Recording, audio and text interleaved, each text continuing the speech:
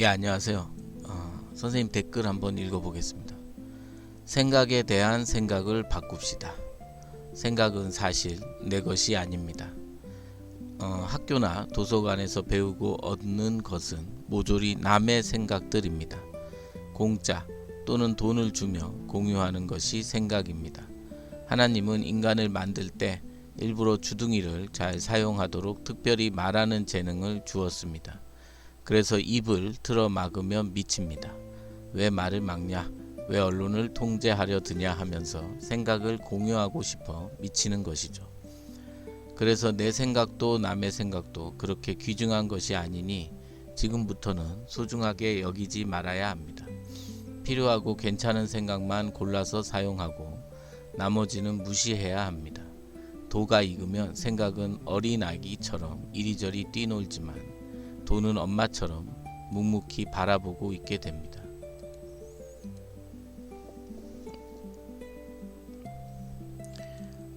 해야 할 요구. 생활 속에서 해야 할 정당한 요구, 필요한 요구를 피하면 안 됩니다.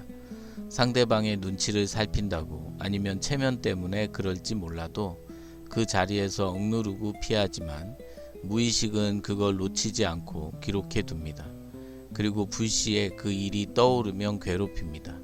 이런 현상을 방지하려면 당장 그 자리에서 해야 할 요구를 말로 표현해 둬야 합니다.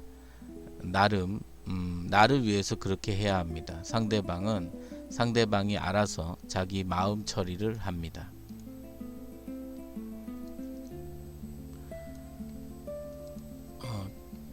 선의 완결성. 제가 오늘 이건 게시글에 한번 올렸는데 한번 읽어보시면 되게 좋겠더라고요. 다른 분들은 강조하지 않는 사항이지만 선으로 삶을 살아가다 보면 제일 중요한 것이 순간순간 일어나는 문제나 일에 대한 완결성, 즉 매듭을 짓고 가는 일입니다. 이게 흔적을 남기지 않는 삶이고 찌꺼기를 남기지 않는 일입니다. 저는 이것을 완결성이라는 말로 표현하고 있습니다. 이렇게 하다 보면 잠자기 편하고 모든 눈앞의 일에 몰입이 가능합니다. 그러려면 숙달은 안 된 상태라고 하더라도 한 템포 늦춰서라도 오해한 일, 잘못한 일, 피해준 일에 반드시 상대방이 누구든 간에 말로 직접 표현하여 매듭짓는 사후관리를 꼭 하시기 바랍니다. 이게 진짜 삶을 편하게 합니다. 나와 남을 둘 다 편하게 합니다. 그리고 나의 이미지도 좋게 만듭니다. 업식의 추가 오염도 줄여줍니다.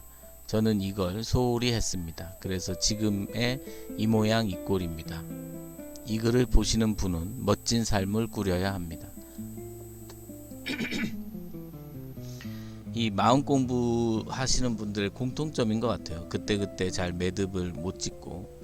근데 우리뿐만 아니라 이제 다른 분들은 매듭을 짓는다기보다 그 당시 화를 내거나 어쨌든 자기가 마음에 안 드는 걸 탁 말하는 부분이 있는 분은 좀 나을 수가 있는데, 이 희한하게 이렇게 그러니까 선생님이 말씀하신 저도 그렇고 좀 이렇게 마음이 여리다는 표현을 해야 되는 건지 좀 그건 좋게 표현하신 것 같고, 좀 나쁘게 말하면 좀 순간적인 반응이 좀 느린 것도 있고, 그리고 이제 자기 자신에 대한 어떤 그런 자신감의 부족일 수도 있죠. 그리고 너무 생각이 많아서 자기 행동이 어떻게 비춰질까를 너무 고민하면 우리가 순간순간 행동하는 게 어렵죠. 근데 지금 이렇게 선의 완결성이라고 표현하시니, 그래서 할 수 있는 이런 표현처럼 행동처럼 반드시 이거는 좀 그때그때 이렇게 짚고 넘어가는 버릇을 좀 들여야 된다. 이게 분란을 만들으라는 얘기가 아니라 서로 오해가 있을 필요가 없잖아요. 저도 이게 안 쌓이면 문제가 아닌데, 이게 쌓이고 그러면 그 사람도 괜히 어느 날 갑자기 팍 터져가지고 제가 막 뭐라고 하고 그러면은 당황하죠. 그러니까 이게 참 나를 위해서든 남을 위해서든 좀 풀 건 풀어가면서 이렇게 하는 게 참 현명하고, 거기에 있어서는 좀 주저하는 것 부분을 좀 많이 이렇게 좀 그거 하고, 좀 그때그때 상황을 좀 잘, 선생님 지금 말씀하신 대로 약간은 여기 조금 지나더라도 그러니까 한 템포 늦춰서라도 꼭 풀 수 있으면 좀 가면서 하는 것도 되게 좋겠다 이 생각이 듭니다. 한마디. 우리나라는 국민 행복은 국제적인 평가나 객관적인 시각으로 봐도 외형적 조건은 이미 갖춰진 상태입니다. 의식주 때문에 죽을 사람은 없다는 것입니다. 남은 문제는 각자의 내면의 힘을 기르는 일입니다. 정신적 경제력이 필요합니다. 저는 진짜 이 부분이 중요한 것 같아요. 우리가 돈은 좀 이렇게 뭐 아껴서 쓸 수도 있고 이런 게 좀 되는데 희한하게 이 마음은 너무 지나치게 진짜 과소비를 넘어서 이게 완전히 그냥 너무 쓰는 경우가 많죠. 그러니까 안 그러신 분도 있는지 모르겠는데 저는 이 마음 스트레스가 너무 많았었거든요. 근데 이제 그런 부분에서 좀 다만 이제 직장을 다니고 지금 그래도 젊고 하니까 오히려 좀 다른 일로 이렇게 돌릴 수도 있고 이제 그런 건데, 그러니까 젊었을 땐 잘 모르겠더라고요. 그나마 젊었을 땐. 근데 이게 조금 시간도 있고 어느 정도 이렇게 그 여유가 있을 때 이런 정신적인 경제력이 없으면 그 자신의 여유를 다 까먹는, 온통 뭐 이상한 생각들로. 그래서 지금은 정말 이 정신적, 저는 사실 뭐 어디 여행을 가고 뭐 하고 이런 게 이제 잠깐 잊을 수는 있어도 그 여행지 가서도 생각의 어떤 그 꼬리가 계속 와서 별로 즐겁지 않고 괴로웠던 순간도 많았던 것 같아요. 그래서 저는 지금 이 정신적 경제력을 기르는 과정을 밟고 있지 않나 제가 스스로 한번 생각해 봅니다.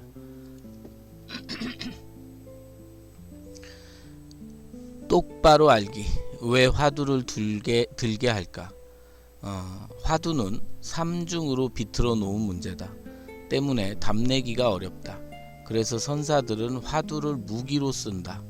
수행자를 오랫동안 놀려먹고 부려먹고 갑질하기 쉽기 때문이다. 예, 죄송합니다. 이게 목요일 아무리 이게 해도 이게 계속 글을 읽다 보면 좀 이게 또 제가 이제 목을 많이 쓰는 직업이다 보니까 아무래도 좀 목이 계속 그런. 수행자를 오랫동안 놀려먹고 부려먹고 갑질하기 쉽기 때문이다. 달마가 말하듯 도에 이르는 방법은 무문이라 했듯 각양각색으로 다양하다. 그래서 불교의 종과 파가 많은 것이다. 양심 있는 대덕들은 이런 수행자들의 고달픔과 안쓰러움을 알기에 한 번씩 직지라는 방식으로 도를 보여준다. 비튼 정도를 낮춘 문제를 주는 것이다. 한쪽은 병을 주고 또 다른 한쪽에서는 약을 주는 것이다. 이게 환자를 다루는 방식이며 이게 승단이라는 집단을 유지하는 방식 중 하나다.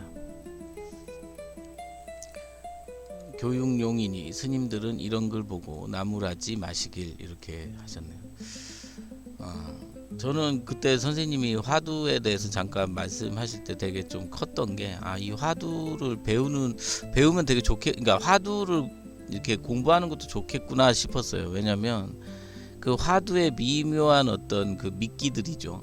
그 분별에 대한 어떤 상들, 이런 것들이 되게 잘 표현되어 있더라고요. 그래서 저는 사실 뭐 화두는 그냥 일시에 딱 타파하는 것이다 이렇게 생각하고 그랬는데 그것보다도 선생님이 전번 화두에 대해서 한번 설명해 주신 그 글에서 화두가 이렇게 나의 어떤 미세한 분별에 대한 감각을 키워줄 수도 있겠구나 이런 생각이 들면서 아주 재미있던 기억이 납니다. 예, 고맙습니다.